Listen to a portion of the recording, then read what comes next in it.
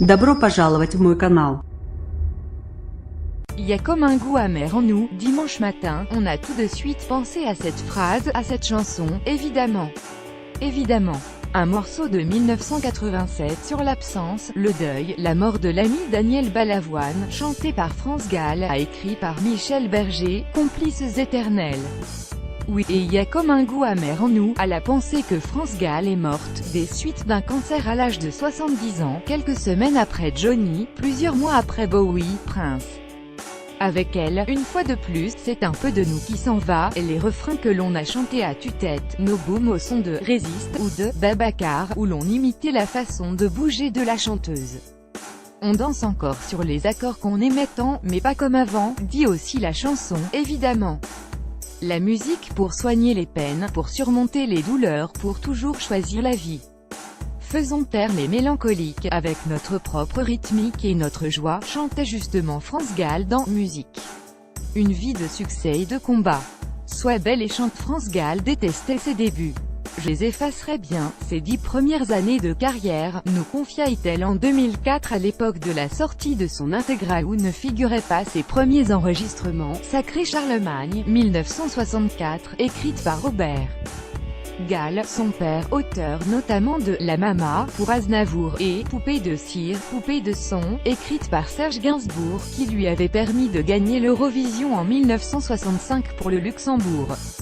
Le public découvre alors une jeune fille bien sage, compagne de Claude François pendant quelques mois, dépassée par ce qui lui arrive. À 16 ans, au lieu d'aller en classe, je participais à des émissions, des séances photos alors que je ne voulais pas me montrer.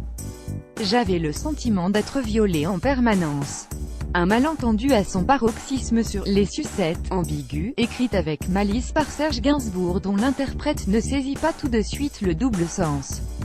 J'ai été humiliée par cette chanson. Cela a changé mon rapport au garçon, sa carrière aurait pu ne pas s'en remettre. Sauvé par l'amour et Michel Berger est arrivé en 1973. À l'époque, France Gall est dans le doute, plus personne ne voulait miser un copec sur moi. Après Claude François puis Julien Clerc, la chanteuse tombe encore amoureuse d'un chanteur. Musicalement d'abord, en entendant l'un de ses morceaux, puis en le rencontrant par hasard dans une radio.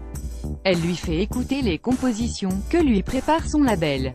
C'est complètement nul, lui répond Berger. Enfin quelqu'un qui pense comme elle. Ils commencent à travailler ensemble pour le prémonitoire, la déclaration d'amour, en 1974. J'ai eu un sentiment d'apaisement la première fois que je me suis assise au piano avec lui. Ils s'aiment, se marient en 1976, ne se quittent plus et enchaînent les triomphes. Musique, si, maman si, en 1977, Viens que je t'emmène, en 1978, Starmania, en 1979, il jouait du piano debout, en 1980, Tout pour la musique, Résiste, en 1981, puis Des branches, en 1984, ou encore Elle en 1987. Avec toujours cette façon de faire swinguer sans complexe le français, à la manière de la pop anglo-saxonne. Berger a trouvé son interprète idéal et Gall le complice dont elle rêvait.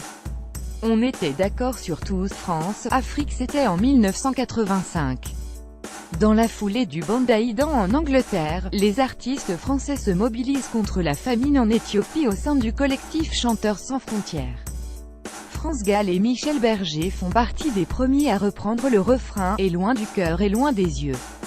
Avec leur pote Daniel Balavoine et le comédien Richard Berry, ils fondent Action École, où des élèves des établissements français récoltent des fonds pour financer des projets destinés à lutter contre la famine en Afrique.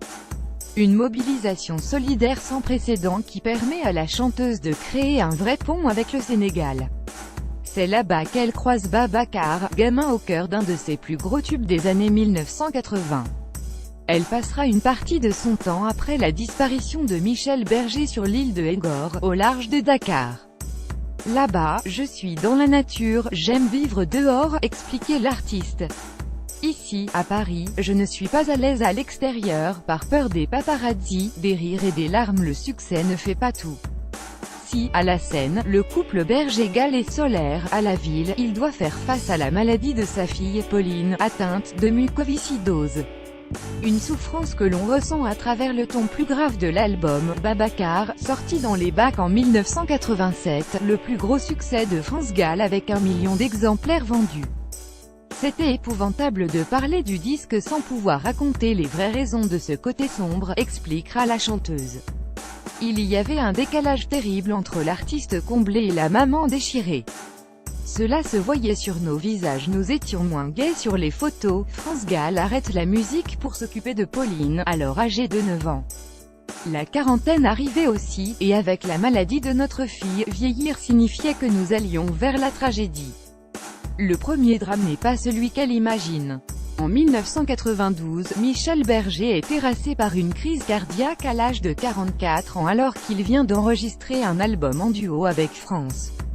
Pauline disparaît en 1997. Elle avait 19 ans.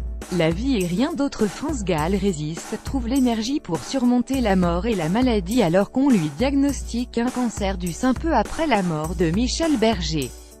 Il faut d'abord laisser passer du temps, être seul avec soi-même. On ne peut pas empêcher la peine, le chagrin, il faut les vivre et après sortir de ça. France Gall refait sa vie discrètement avec Brooke Dawitt, ingénieur du son, arrangeur américain d'origine éthiopienne, rencontré dans les années 1990. Là aussi, comme avec Berger, la complicité passe par la musique. Il travaille sur son dernier album en date, France, sorti en 1996, où elle chante des nouvelles versions de ses chansons et de celles de Berger. Il l'épaule au moment de la sortie de son intégrale et cet ensemble qu'ils conçoivent résiste, la formidable comédie musicale qui triomphe au Palais des Sports à partir de novembre 2015 et dont elle envisageait une suite. Une façon de faire vivre son répertoire et celui de Michel. Son fils, Raphaël Hamburger, le vrai nom de Michel Berger, 36 ans, producteur musical, reprendra le flambeau. J'espère continuer à être créative, à aimer la vie et à l'honorer. Puisque je suis heureuse de me réveiller le matin, nous avait-elle confié il y a 2 ans. Des interviews rares mais toujours intenses, dans sa maison parisienne où continuait de trôner le piano de Michel Berger, où elle riait aux éclats, enchaînait clope sur clope.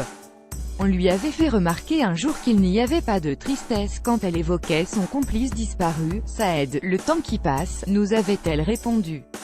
Mais si on me proposait de revivre la même vie, je dirais non.